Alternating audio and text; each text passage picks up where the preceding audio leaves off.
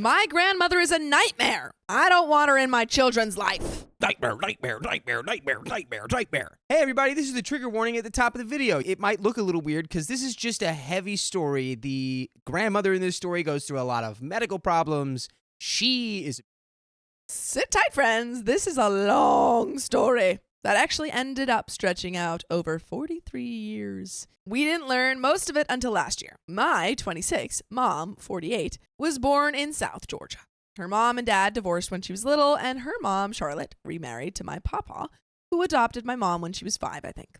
By the way, this comes from Chronic Zeeb, and if you want to submit your own stories, go to r/OKStorytime subreddit. So, my brother and I never even knew our papa wasn't her biological father until I was maybe 14 and he was 11. We only found out because her biological grandmother found her on Facebook, and my mom had a breakdown because she didn't know what to do. Charlotte told her all her life that her biological father was this mean, heavy drinker who mistreated them both, and that she had to fight to leave and save themselves from him. Spoiler alert, that's not what happened. She just was like, my character arc needs to be juicier. Charlotte came from a really messed up family and had 13 brothers and sisters. When they were little, there was an accident, and her 3-year-old brother tragically lost his life. It was just an awful thing they all saw and lived through. Her mom was a victim of really bad DV, and when Charlotte was 13, her dad took his own life in front of all of them. Oh my God. I think she was 16 or 17 when she had my mom. My mom's biological father was in the military. She actually left when he was stationed somewhere, and he came home to an empty, unfurnished house with only a kitchen table and divorce papers on the table, already signed. Charlotte had a lot of health problems. She got toxic shock syndrome when my mom was in high school, and my aunt was about to start middle school. Sorry, I forgot to mention, Charlotte and my papa had my aunt when my mom was 7. She was actually supposed to be a boy, so the newspaper that announced her birth had her picture with the boy name, which had to be converted to the girl version. Charlotte spent a lot of time in the hospital and almost passed away, but eventually pulled through. However, my mom was responsible for literally everything at home, aside from help with bills and groceries from Papa's paychecks. She was using her own paychecks to cover the rest. There was a lawsuit against the hospital because they left a sponge inside Charlotte during the surgery, and she needed to clean out the infection. They left the sponge in there after the surgery to clean the infection. Oh, no. She already had the infection. They went in, cleaned it up, left the sponge inside. That is pretty bad. There's a Good Doctor episode about someone leaving a towel inside someone after surgery. I don't understand how you forget that in there. Sometimes you put so much stuff in there, you just lose track. They had to go back and do another clean out surgery because she went septic due to that sponge. She retired from work, and they lived off that settlement money, her disability, her retirement, and Papa's income after that. Growing up, my brother and I loved being at their house and spending time with them. Things stayed good between all of us until my mom got that message from her paternal grandmother. When she brought it up to Charlotte, we saw the reaction she had and the nasty accusations she made about my mom's biological father. That's when we saw the side of her that my mom talked about growing up with. Charlotte was really good at emotionally manipulating the people around her. She always had to have the last word in any argument. She once hit my mom on the head with the house phone when they were fighting, and my mom was trying to call someone to come get her. Admittedly, it was an older guy she was seeing at the time, but she learned her own lessons. When my mom tried to run away, they had her admitted to a psychiatric facility for a month. Charlotte had done a decent job of hiding her malicious behavior from my brother and me.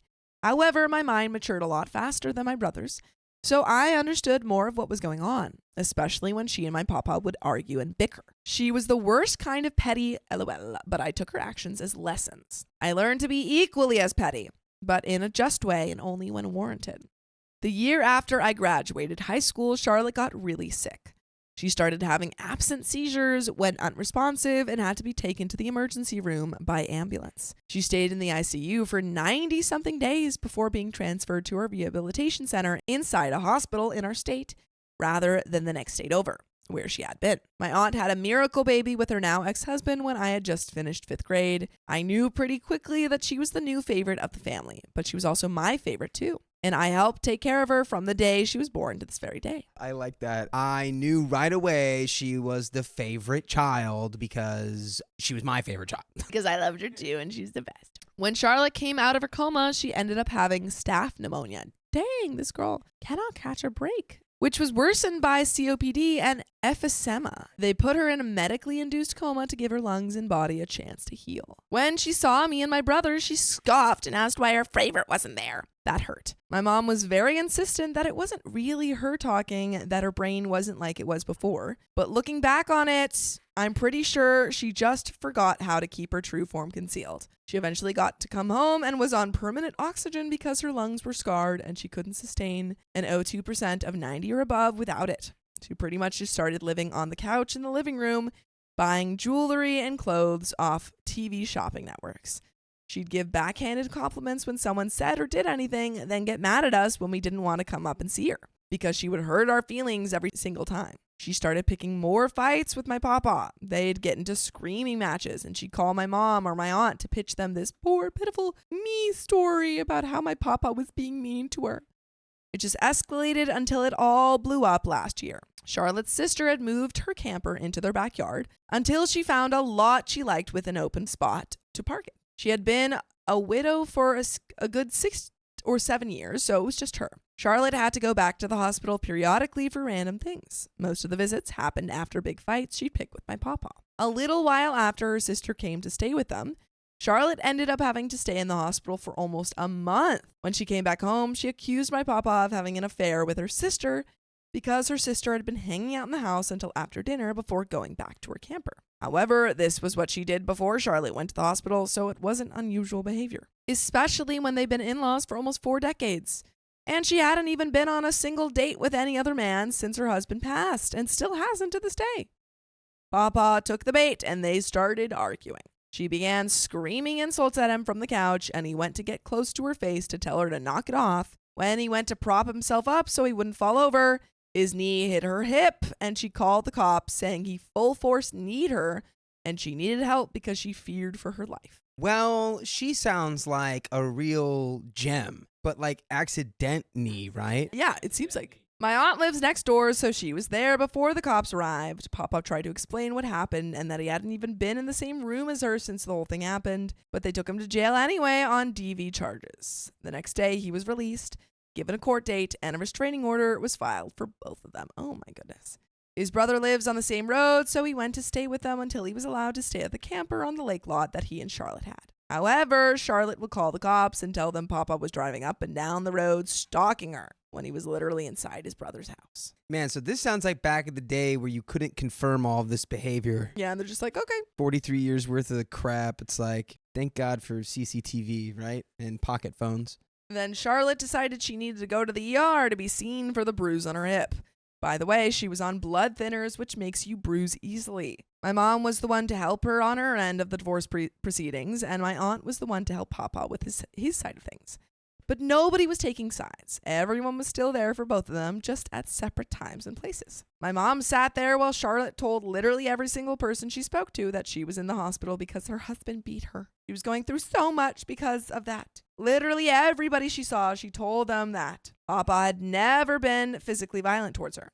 But after all those years of manipulation and narcissism, I wouldn't blame him if he thought about it, to be honest. Yikes. However, everyone who has ever known him and been around him knows he has never hurt her on purpose and never would. My mom even tried to sit down and talk to Charlotte, trying to help her see that she wasn't being truthful about what happened. She begged her to just drop the charges against Papa. Charlotte looked her in the eye and said she wanted to teach Papa a lesson. Yeah, the lesson was you should have never married me. That's the lesson. After that, she started picking fights with my mom even more. She stopped using oxygen and claimed that God had healed her lungs and that it was such a blessing.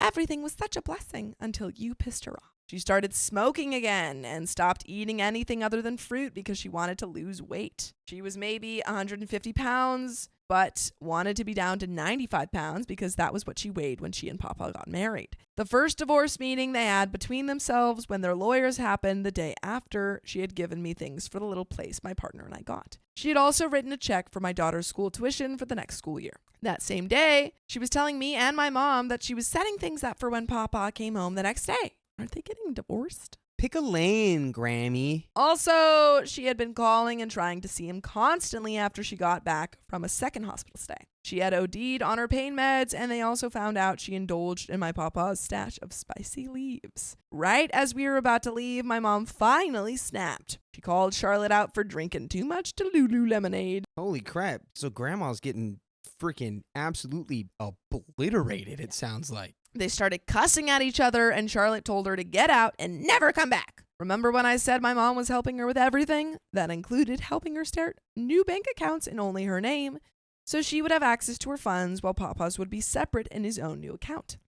The next day, after their big exchange of words, Charlotte was handed the harsh reality that Papa was not coming back, and the divorce was standing firm. Yeah, the divorce that you initiated. Now this is really becoming substance behavior. Like, this is someone who is fully checked out of reality right now. Clearly. She snapped on everyone. She accused my mom of being a spy for Papa. She told my aunt she wanted nothing to do with her and that she only had her in the first place for Papa. But she never wanted her. Auntie caught a stray. She said, by the way, I hate your dad and I wish you didn't exist. Yeah, that's pretty bad. Then the day after that, she called the cops on my mom, accusing her of stealing $502 from her from an account that wasn't even open yet. She's like, there's no money in my account. And the bank's like, sorry, ma'am, there isn't an account. She called the bank being like, where's my money? They're like, the account's still being processed. A couple of days later, she called the cops on my aunt saying she and my mom stole her pain meds. Yeah, they did take them, but they took them because she was ODing. The ER doctors had taken her off the patch she was using. That's what they took to keep her safe. They were old patches with higher doses than she was supposed to be taking. They took every one of them straight to her doctor that same day and explained the situation. Luckily, no charges were filed. Then we found out that Charlotte had to leave Papa's house because it was his house. It was willed to him by his parents before they passed.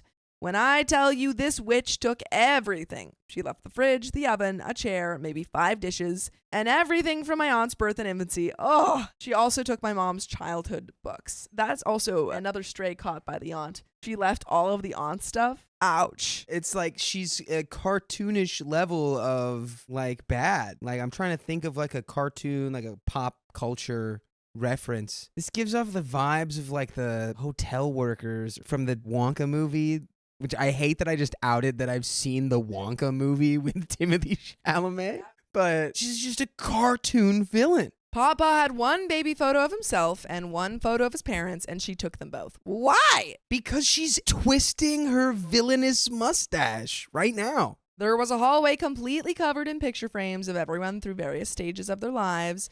My children's pictures, their toys, literally everything. I stopped answering her calls and started avoiding her. She left me a voicemail holding my daughter's tuition and the household items she gave me over my head, saying I should be more grateful and that I needed to talk to her, guilt-tripping the heck out of me. She traumatized her so-called favorite grandchild by going next door to where she and my aunt live. She banged on all the windows and doors trying to be let in, screaming like a banshee. My cousin was literally curled up on the floor in the fetal position, sobbing. She was so scared. You want to hurt everyone I hold dear to my heart and then demand we just talk to you and grow up? Absolutely not. Then my mom decided she wanted to look and see if she could find any of her paternal family members. She wanted to reach out to them and try to hear about what happened in South Georgia. Boy, did we find answers. It turns out my mom had an aunt on his side with about the same age gap as my mom and her sister. Charlotte had talked to her about my mom, but the aunt said she loved that little girl like she was her own. My mom found her first out of that side of her family. She told my mom that Charlotte was mean as a snake to her and would pull her hair whenever she did something Charlotte didn't like. That made me think back because she actually used to do that to me when I was little, and I had just blocked it out. My mom's biological father remarried a few years later. He and his wife have been together ever since. Her aunt ended up sending my mom a link to his wife's profile, and she reached out to her. The reason Charlotte fled South Georgia the way she did wasn't to save her and my mom. She had a DFCS case open against her because she had left my mom home alone to go sneak around with a neighbor down the road. Someone heard her crying and called the cop. I know the CS stands for Child Services, but what is DF? But oh my God, this woman neglected her kids to the point of being formally reported to an agency. Color me shocked. Someone heard her crying and called the cops. Her biological father had to pick my mom up from the police station. He went back to base, and the next time he came home, they were gone with just about everything else. My mom told us stories about how she remembered when Charlotte and Papa started dating. They'd take her with them to get ice cream, then drop her off at Charlotte's mom's before going on their real date. At least she learned to find childcare. We got to meet my mom's paternal family at Thanksgiving last year, and it was the first family function on my mom's side where we didn't feel stressed out or have our feelings hurt. They're such kind and good people, and it broke my heart that we missed out on so much because of Charlotte. He missed 43 years of my mom's life. That is devastating. Yeah, it is. There was a lot of comments being like, could this be like dementia or like something she needs to get tested? It's like, nope, she's been terrible for her whole life. And there wasn't anything he could have done about it because she made sure to bury his name in the mud. He missed seeing his grandkids grow up. He missed every single big moment in my mom's life, and it hurt him so deeply. You could see it on his face. For Christmas, we gave them a big picture collage of different photos of all of us through the years. Cry. My mom was able to get him a copy of her wedding pictures and gave them one, and it was like they just won the lottery. This is so sad. She talks to them every single day now, and they've built a great relationship. It's something that should have happened a long time ago, but it makes my heart smile knowing that her internal wounds are healing from the emotional scars left by her own mother. The only one of us that's kept any contact with Charlotte is my aunt, and that was only because Charlotte was back in the hospital with severe internal bleeding. She was dropped to 83 pounds, was basically only consuming cigs and diet pills, and ended up with a hole in her intestines. My aunt told her she wanted to go to therapy together and work on repairing the relationship. Charlotte scoffed and said she had nothing to heal or be sorry for. Except for the intestine. Gotta heal that. Although, a hole in your intestine, what a great way to lose weight. It's terrible. Do not put holes in your intestines, folks. Do not do that. I was being facetious. My aunt gave up, left her phone number, and told her to only call her in an emergency. Charlotte lived on her sister's couch for a while. Yes, the same one she accused my papa of having an affair with. One day, she pooped everywhere, clogged the toilet, and then demanded her sister go and get a plunger and fix it. Her sister laughed, said she had plans, and left. Charlotte was gone by the time she got back. She had walked down the street and started staying on a stranger's house until she found an apartment after realizing the divorce was actually happening. Just gonna completely skip over what we just read. She'd find a stranger. That's what you're hung up on? She just went to a stranger's house and started living there? Yeah, she probably just walked down. She didn't know someone in your neighborhood.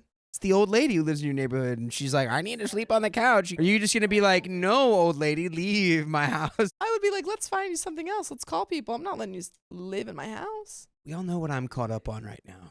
How do you simultaneously poop everywhere and then also clog the toilet? How do you do both of those things at the same time? I don't know how I do that. Of course, before that, she spread a rumor that my papa was seeing a widow in town because she saw his truck in her driveway. Except it wasn't his truck, it was her daughter's. She mailed us each a letter, but they were basically copy-pasted, and we knew they were insincere. She guilt-tripped my papa into telling us how sad and lonely she is, and that we should go see her. I tried to be respectful as I declined. I don't know if it's everything I've seen her put us through, or if I'm just a butt, but I'm not gonna feel sorry for someone who literally made the bed they're laying in. She even wrote in the letter she sent to my kids that she wanted them to spend the night with her. That almost made me barf because I absolutely will not have my babies around people who can't be trusted. I mean, I would not leave a child with her when she literally took your mom away from her father for like years. She's going to yank on those kids. They stopped asking about her, and we don't bring her up unless we have to. And I want to bring up that you guys can listen to full episodes with stories just like this. Just go to Spotify, Apple Podcasts, or iHeartRadio and search a book of Storytime. But there is a little bit left to this story. Any final thoughts? You are justified, I think, in feeling your grandmother is a rotten egg. You know, is it fully her fault? Who's to say, right? Who's to say anything? Are we the way that we are because we have chosen to be this way? Or are we a collection of experiences and subconscious desires that are all tied up in like a human body? I don't know. She sucks. And there is a little bit left. It sucked, but we ended up finding better relationships with family that actually treat us like family instead of pawns in a game. I mean, you got all of your paternal grandfather's side, so, that's not nothing. They just want our time and company, and that's so much more valuable than anything she took with her. I just hate that we've all had to go through this experience together, but I'm very thankful that we all stood together and we're all better off for it. Thank you for reading and going on this crazy train wreck of a journey. And that is the end of that story. And that's that. Sometimes you're just a rotten egg for your whole life. And that's a real sad thing to really think about. Yeah, because you lose everyone around you.